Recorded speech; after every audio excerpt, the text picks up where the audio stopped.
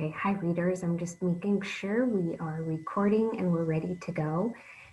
Today I'm going to read a Time for Kids magazine that is designed for 3rd and 4th grade readers. I'd love for you to read along with me as I read it out loud to you. And I'm going to show you how the magazine is organized. Every issue has the same pieces in the same order. And then I'm going to read an article with you. So let me share the screen and we will begin.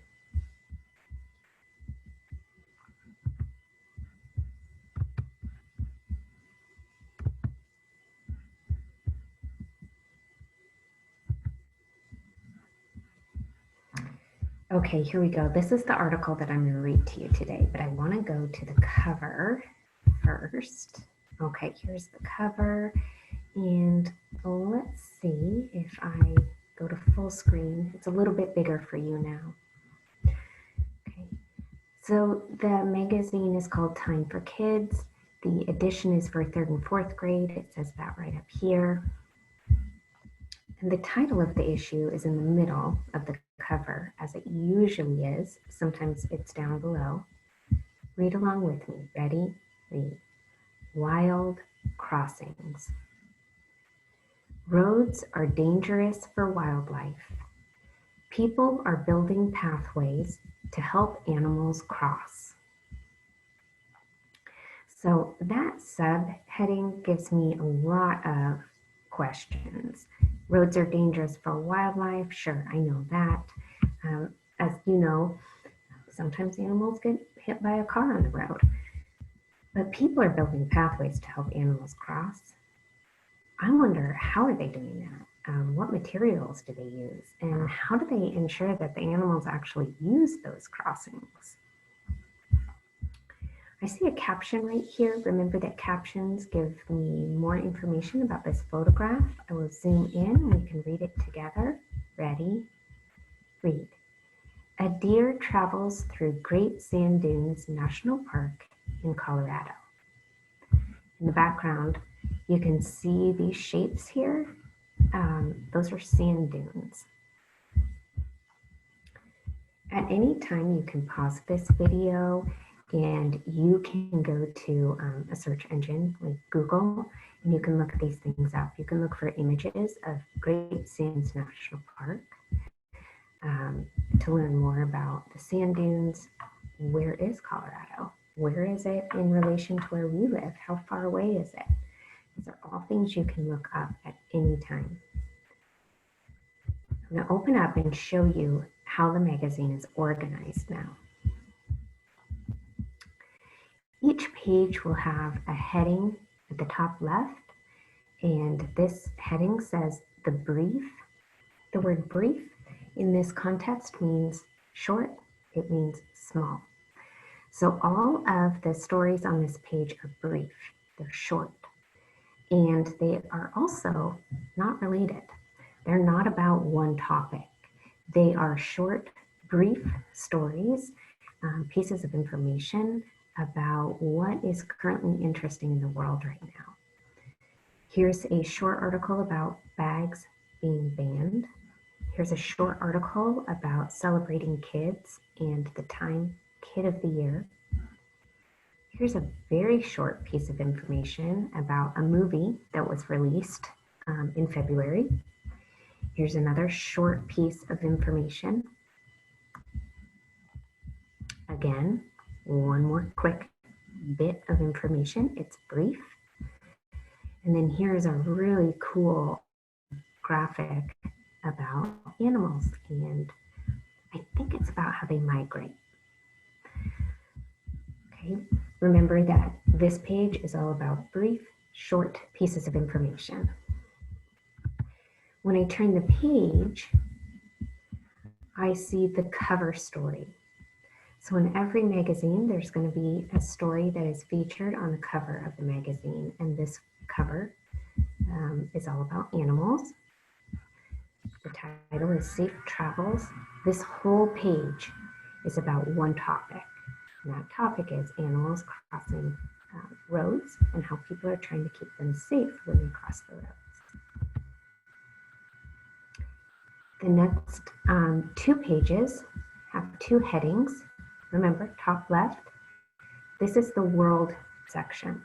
And so the stories featured on this page come from things that are happening around the world. This page is about an interview, and if I move my window, there's a little sign here that says "Time for Kids, Kid Reporter." So a kid was the journalist here, the one who interviewed and wrote that story. And then every issue of this magazine on the back has another kid reporter time off. This is entertainment and media.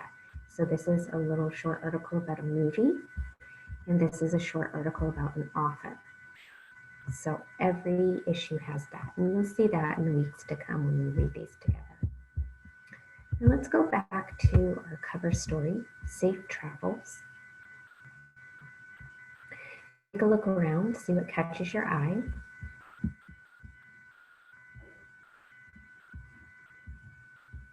With this kind of article, you can read the captions that go with the photographs first. You could read the power words. You can read these green titles and subtitles or subheadings. It's up to you. I do like to read the captions of photos first when I'm reading an article like this. So I'm going to zoom in and do that, and you do it with me. Ready? Read. In progress. An overpass for wildlife is built on I-90 in 2016. This highway runs through Washington State. So maybe you're making a connection right now, as good readers do, and you're thinking, oh yeah, I've been on that highway before. If not, you could actually look it up online. You could see the actual road through cameras. You could look at where it is on a map. Kind of interesting. The next caption up here, it's a bit hidden behind what this graphic right there, but I'll read it anyway. Ready? If you can see it, read with me. Traffic stop. Car stopped for a deer as it crosses a street in Boulder, Colorado.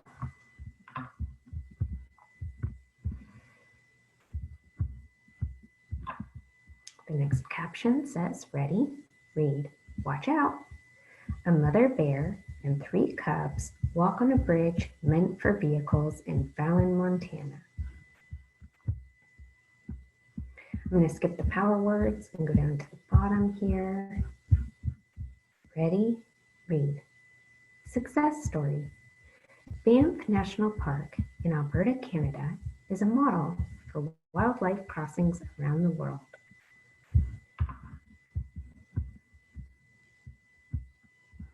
Okay, and this is a little photograph, a sign that says Otters Crossing. Okay, let's read the title of the article. Ready? Read. Safe Travels. People are building roadway crossings to protect animals from vehicles.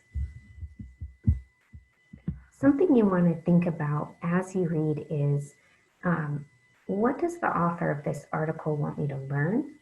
What do they want me to know after I read this? And also think about their perspective, their point of view. Why did they write this article? Ready? Read. Patty Garvey-Darda loves pikas. They are small mammals related to rabbits. I think they are about the cutest animals alive, she told Time for Kids. Garvey-Darda is a wildlife biologist. I have to stop here and ask you, do you know what a pika is?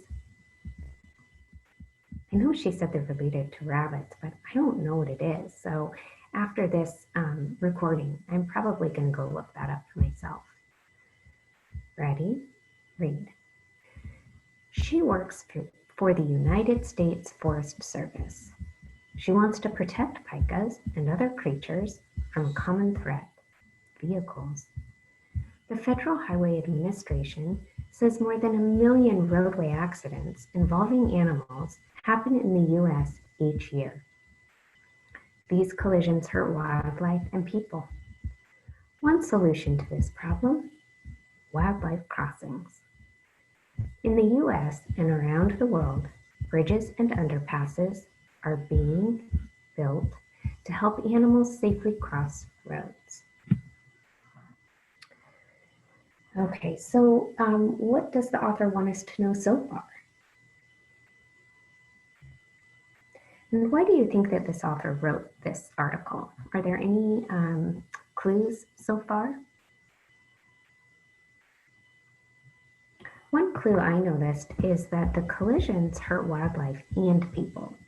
And so by building these overpasses and ways for animals to get across roads safely, they're helping protect people as well as animals. That seems very important to me. Let's read the section. This is called Global Solution. We just read about, I think, someone in Washington State, I believe. I'm not sure if we know where Patty works. In any case, we're going to go global. That means we're going to go outside of the United States. Ready? Read. Banff National Park in Alberta, Canada, has some of the most successful wildlife crossings. Completed in 2014, these include 38 underpasses and 6 overpasses or bridges. They prevent the park's animals from being hit while crossing the Trans-Canada Highway, which bisects the park. This word bisects is highlighted because it's in the little glossary here. And you can use a glossary at any time when you're reading. You can do it right now, like I'm going to in the middle of reading. You can do it before you start reading, or you could do it at the very end. Bisect is a verb. A verb is a action word, something you do. It means to divide into 2 parts. So this highway goes right down, maybe not necessarily the middle, but it goes across the park and divides it into 2 parts. Okay, I was right here. I'm going to keep going. Ready? Read. Parks Canada says the crossing system has reduced collisions with wildlife by more than 80%. So that's this right here. They're talking about this overpass, and reducing by 80% is a lot. Keep reading with me. Ready? Read.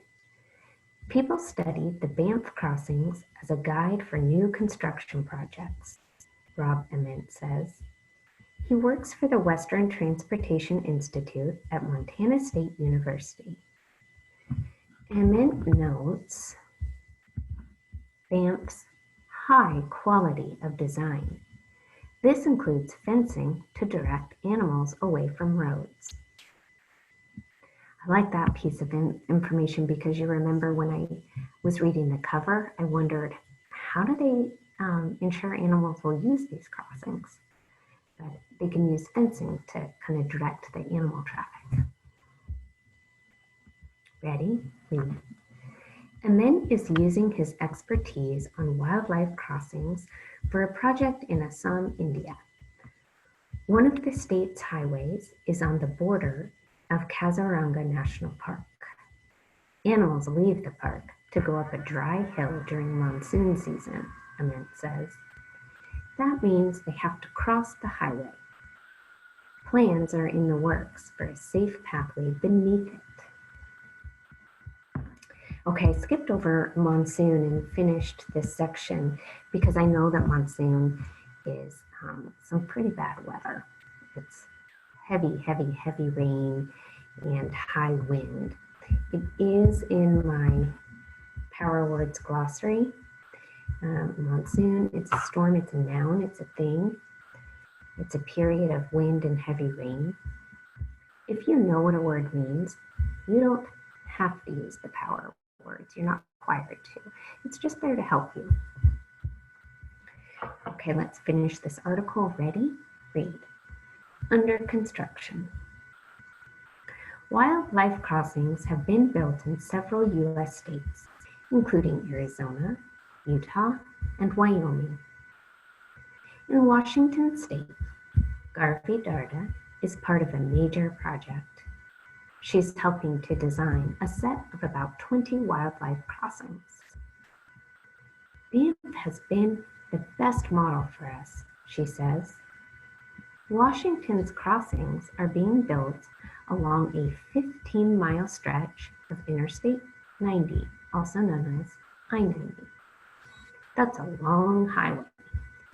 This section of I-90 bisects or divides into two, cuts into two, the Cascade Mountain Range. It has disrupted the migration of animals in the area. All 20 crossings are expected to be completed by 2029. So far, 6 underpasses and 1 overpass have been built. Garvey Darda says these crossings have made a difference. We now have close to 5,000 deer and elk going through the undercrossings, she says. All of these animals were potential accidents.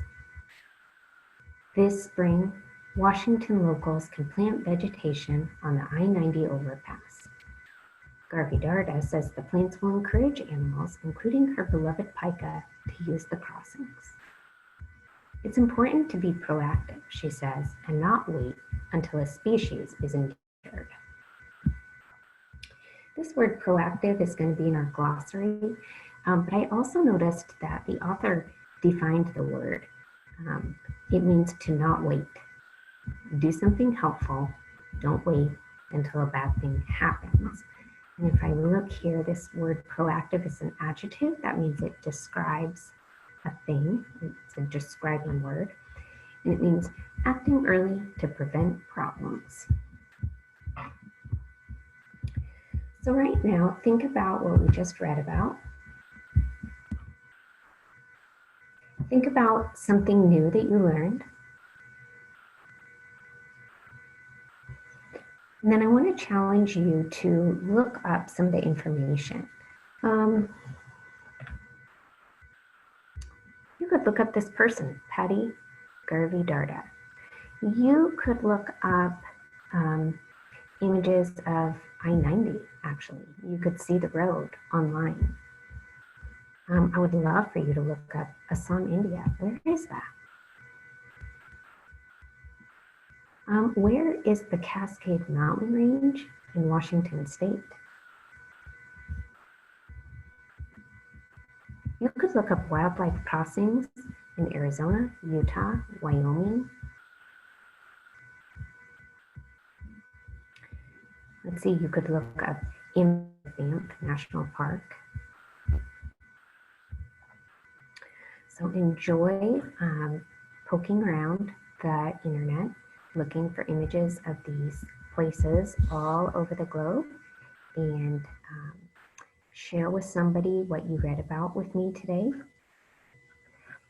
And I will see you next time. Thanks for reading with me. I'm going to stop the video, and I'll see you next time.